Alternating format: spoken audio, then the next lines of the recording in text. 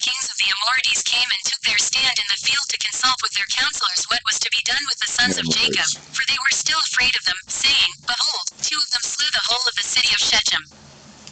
And the Lord heard the prayers of Isaac and Jacob, and he filled the hearts of all these kings' advisers with great fear and terror that they unanimously exclaimed, Are you silly this day, or is there no understanding in you, that you will fight with the Hebrews, and why will you take a delight in your own destruction this day?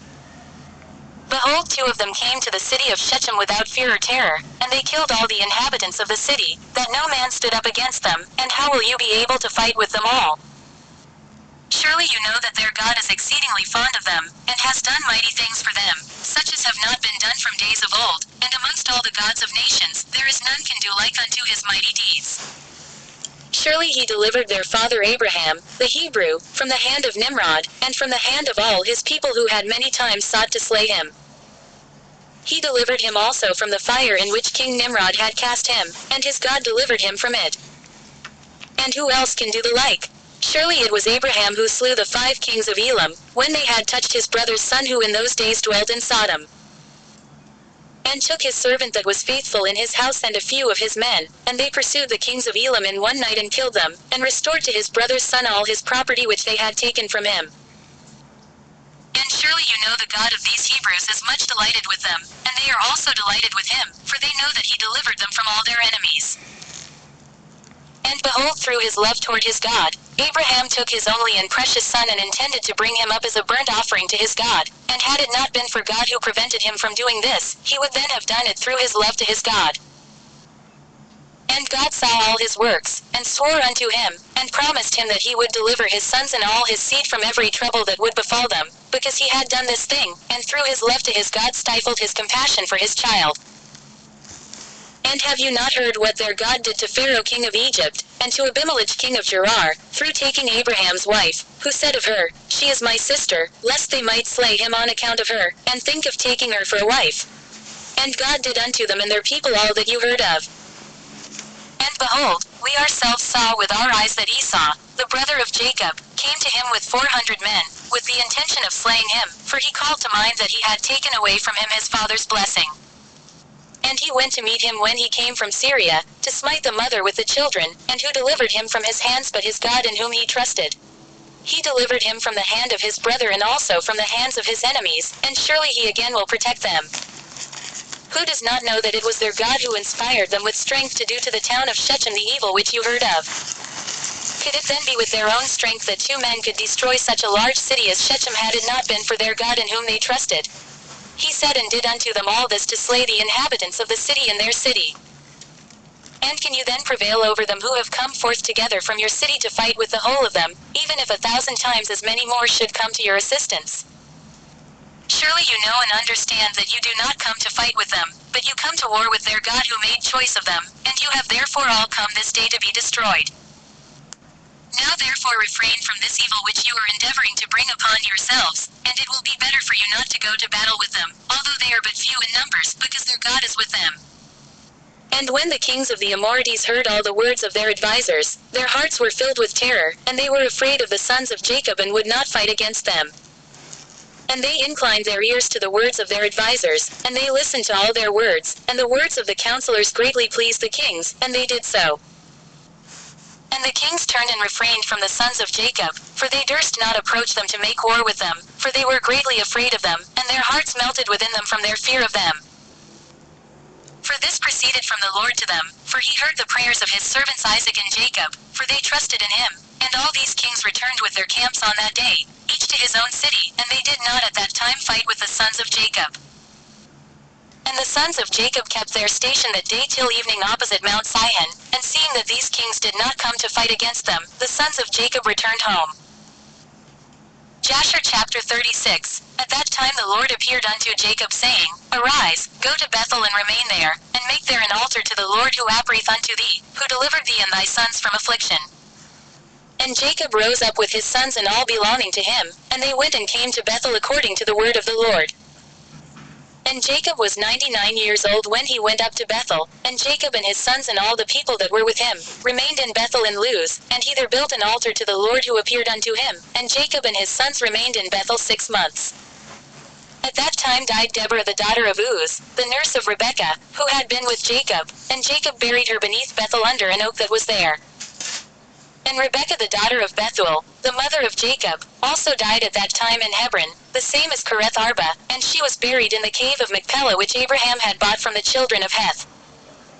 And the life of Rebekah was 133 years, and she died. And when Jacob heard that his mother Rebekah was dead, he wept bitterly for his mother, and made a great mourning for her, and for Deborah her nurse beneath the oak, and he called the name of that place alone Beachuth. And Laban the Syrian died in those days, for God smote him because he transgressed the covenant that existed between him and Jacob.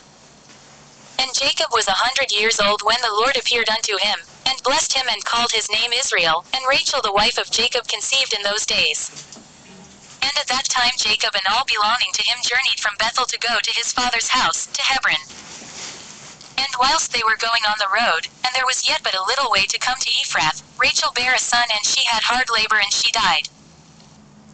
And Jacob buried her in the way to Ephrath, which is Bethlehem, and he set a pillar upon her grave, which is there unto this day, and the days of Rachel were 45 years, and she died. And Jacob called the name of his son that was born to him, which Rachel bare unto him, Benjamin, for he was born to him in the land on the right hand. And it was after the death of Rachel, that Jacob pitched his tent in the tent of her handmaid Bilhah. And Reuben was jealous for his mother Leah on account of this, and he was filled with anger, and he rose up in his anger and went and entered the tent of Bilhah, and he thence removed his father's bed.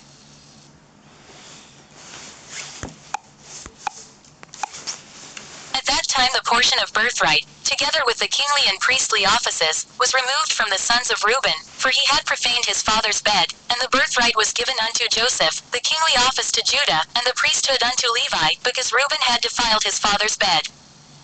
And these are the generations of Jacob who were born to him in Padan Aram, and the sons of Jacob were 12. The sons of Leah were Reuben the firstborn, and Simeon, Levi, Judah, Issachar, Zebulun, and their sister Dinah, and the sons of Rachel were Joseph and Benjamin. The sons of Zilpah, Leah's handmaid, were Gad and Asher, and the sons of Bilhah, Rachel's handmaid, were Dan and Naphtali. These are the sons of Jacob which were born to him in Padan Aram. And Jacob and his sons and all belonging to him journeyed and came to Mamre, which is Kereth Arba, that is in Hebron, where Abraham and Isaac sojourned, and Jacob with his sons and all belonging to him, dwelt with his father in Hebron. And his brother Esau and his sons, and all belonging to him went to the land of Seir and dwelt there, and had possessions in the land of Seir, and the children of Esau were fruitful and multiplied exceedingly in the land of Seir. And these are the generations of Esau that were born to him in the land of Canaan, and the sons of Esau were 5.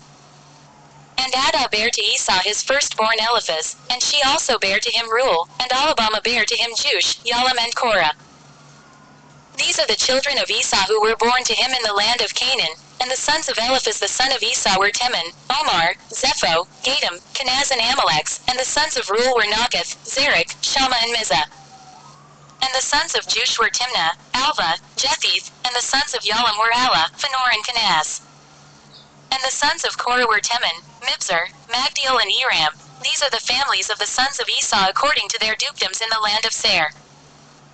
And these are the names of the sons of Seir the Horite, inhabitants of the land of Seir, Lodan, Shobal, Zibon, Anna, Dishan, Ezer and Disan, being 7 sons. And the children of Lodan were Hori, Heman and their sister Timnah, that is Timnah who came to Jacob and his sons, and they would not give ear to her. And she went and became a concubine to Eliphaz the son of Esau, and she bare to him Amalek. And the sons of Shobal were Alvan, Manahath, Ebal, Shepho, and Onam, and the sons of Zibon were Ajah, and Anna. This was that Anna who found the Yemim in the wilderness when he fed the asses of Zibon his father. And whilst he was feeding his father's asses he led them to the wilderness at different times to feed them. And there was a day that he brought them to one of the deserts on the seashore, opposite the wilderness of the people, and whilst he was feeding them, behold, a very heavy storm came from the other side of the sea and rested upon the asses that were feeding there, and they all stood still. And afterward about 120 great and terrible animals came out from the wilderness at the other side of the sea, and they all came to the place where the asses were, and they placed themselves there. And those animals, from their middle downward, were in the shape of the children of men, and from their middle upward, some had the likeness of bears, and some the likeness of the kephas, with tails behind them from between their shoulders reaching down to the earth, like the tails of the duchipath. And these animals came and mounted and rode upon these asses, and led them away, and they went away unto this day. And one of these animals approached Anna and smote him with his tail, and then fled from that place. And when he saw this work he was exceedingly afraid of his life, and he fled and escaped to the city. And he related to his sons and brothers all that had happened to him, and many men went to seek the asses but could not find them, and Anna and his brothers went no more to that place from that day following, for they were greatly afraid of their lives. And the children of Anna the son of Seir were Disan and his sister Alabama, and the children of Disan were Hemdan, Eshban, Ithran and Sharon, and the children of Ezer were Bilhan, Zavan and Achan, and the children of Disan were Uz and Aaron. These are the families of the children of Seir the Horite, according to their dukedoms in the land of Seir. And Esau and his children dwelt in the land of Seir the Horite, the inhabitant of the land, and they had possessions in it and were fruitful and multiplied exceedingly. And Jacob and his children and all belonging to them, dwelt with their father Isaac in the land of Canaan, as the Lord had commanded Abraham their father.